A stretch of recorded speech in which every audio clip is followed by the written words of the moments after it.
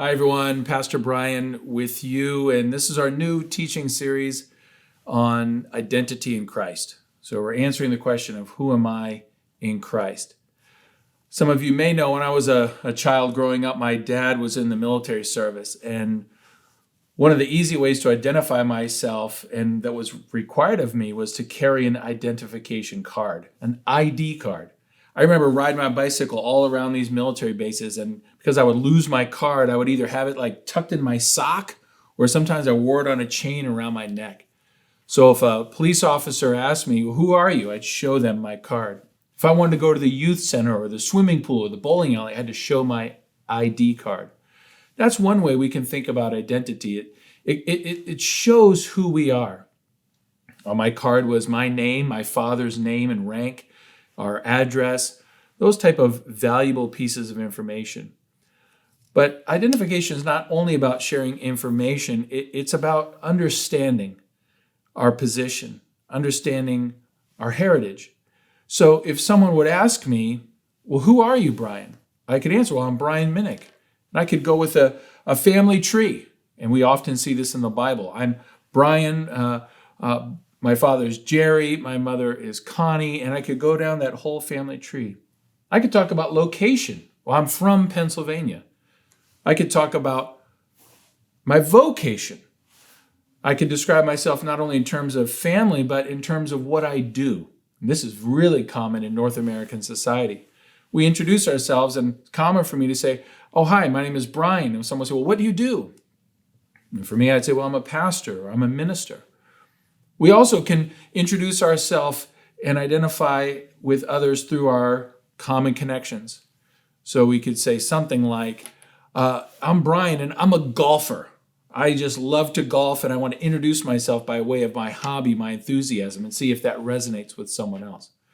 So this sense of position, it's kind of showing where I am in relation to either my family or my location or my vocation or my hobby. Well, the Bible, they take this sense of identity and describe our location, our position in terms of Christ. So Paul the Apostle opens up his letter to the Philippians, and he'll talk about his position towards Christ as one of servant. James does the same, James 1:1. Jude, in the very first verse, Jude introduces himself again as a servant of Jesus Christ. Positionally, Jude sees himself in relationship to Christ. I serve Jesus Christ. That's his primary introduction. And Peter, one of the apostles who was part of the original calling of the 12, he sees himself the same way, 2 Peter 1:1. So that this position, where are we in relationship to Christ? Now we know Christ is a brother. We know that he's a friend. We know that he's Lord. But it's part of our sense of understanding who Jesus is to also see him as he saw himself. He saw himself as a servant. If I can read it to you from Mark's gospel, not all the time do followers of Jesus get the identity correctly. There were a couple brothers, James and John, arguing over who was better, who was greater. And Jesus in Mark 10 interrupts, and he says, "Look, you know how the world works. You know the world system of hierarchy." And then in verse 43, he says, "But it shall not be so among you. But whoever would be great among you must be your servant." He's putting the positionality in terms of serving someone else, being under someone else is actually the higher position. In verse 44, he says, "And whoever would be first among you must be slave of all." So again, this sentiment of serving someone is now seen as the first position. And then Jesus reveals how he sees himself. "For even," in verse 45, "the Son of Man came not to be served, but to serve, and to give his life as a ransom for many." So Jesus sees his own sense of position in God's plan for his life as one who's come to serve, not to be served. So part of our identity in Christ is first to understand that this is about a position in relationship to Christ, and then we immediately say Jesus himself sees that he's part of the servant class. He sees himself as being available and willing to serve the purposes of the one higher than him, the Father in heaven. He has come down to us to show us this great example. There are two words being used here, servant and slave. Most of the time when we read in the New Testament, there's a word in Greek called doulos, and it can be translated in our Bibles servant, slave, or sometimes bondservant. Often in the modern translations, you'll see a note, and you go down to the bottom of the page, and it will describe this. And essentially what the central meaning is that if you were in society 2,000 years ago, you might be part of a servant class. You were in the service of a household.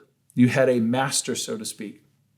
And in that system, there were times when the servants would be set free or could purchase their freedom. In the ancient Hebrew culture, they were to be indentured for a period of 7 years and then set free. But on occasion, a servant might go to the master, the head of the house, and say, I really like this household, and I willingly submit myself to be a servant in this house for the remainder of my days. That would be a bond servant. And that's the sense of this word, is that we are to see ourselves as Jesus saw himself. He was a bond servant to the will of the Father. He was willingly surrendering himself to do what the Father wanted. So he could say, not my will, but yours be done. And Jesus invites us to see ourselves the same way. So that our identity in Christ, among many good things, we should see ourselves as a servant, someone willingly submissive to the will of the Master. And so I leave you with one example that we can all ponder and glean from. It's the Master example, the one that comes from the Master himself, Jesus. And it's from John's Gospel, chapter 13. I invite you to read the whole chapter to get the context, but Jesus was going to set the example among his disciples of what service looks like. And this is the way we are to identify or see ourselves. And you'll note there's positionality in view here. From John 13, verse 12, we see that Jesus had spent time washing the feet of the disciples. And now it reads, when he'd washed their feet and put on his outer garments, he resumed his place. And he said to them, do you understand what I've done to you? You call me teacher and Lord, and you are right, for so I am. If I then, your Lord and teacher, have washed your feet, you also ought to wash one another's feet. For I have given you an example that you also should do just as I have done to you. So often we understand our positionality with Jesus as he's the Lord. He's the king of the universe. He's so high up. And that's true, Jesus is saying. Or we call him teacher, and in that culture, rabbi. And it is. He's the master teacher. He's the one that we're going to learn from. And in a sense, sit at his feet. And all that's true. And Jesus says, now, in that truth of that positionality, Jesus humbles himself to go way down to our feet and to wash them, to physically cleanse us. And he's saying, to anyone who would follow after him, that's the example now to follow. Wash one another's feet. And it's because we see ourselves as servants. It's when our identity in Christ is one of service that we have no problem behaving exactly how Jesus behaved. And so I want to encourage you in your reflection, whether in group or individually, to be thinking about ways that you currently serve. Think about ways that you could additionally serve. Are there any challenges or confrontations you have with serving others? We actually had a demonstration of washing of feet several years ago in one of our discipleship groups here at the church. And I remember one woman, she felt so uncomfortable to have someone lower themselves, and to wash your feet is an incredibly humbling experience. Tears began to flow down. She almost said, this can't be done. We can't let this happen. And so I invite you to think about service on the other end. When we do humble ourselves and serve others sacrificially, what's the impact on the other? How can we shape the identity and the value of the person that we're serving? And so I invite you to consider yourself a servant of Jesus Christ, just as the early apostles did, just as followers have done for centuries, and to embrace this word service, bond service, with great affection, that we willingly surrender and submit ourselves. And we say, yes, Lord, your will, not my will.